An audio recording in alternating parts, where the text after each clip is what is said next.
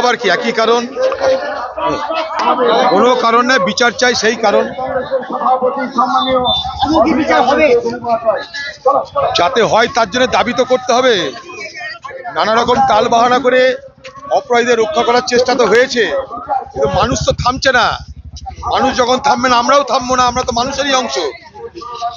বাংলার মুখ্যমন্ত্রী আজ পর্যন্ত নিজে একবার দুঃখ প্রকাশও করেননি। বাংলার মুখ্যমন্ত্রী উচিত স্বাস্থ্যমন্ত্রী হিসাবে অন্তত ক্ষমা চাওয়া, পুলিশ মন্ত্রী হিসাবে ক্ষমা চাওয়া ব্যর্থতার জন্য, তাও করার সৌজন্য তিনি দেখাননি। মানুষ থামছে না, তাই পাল্টা মিছিল করছে, পাল্টা তার দলের লোককে নামিয়ে দিচ্ছে ময়দানে। এসব বাংলা মানুষ মানবে না।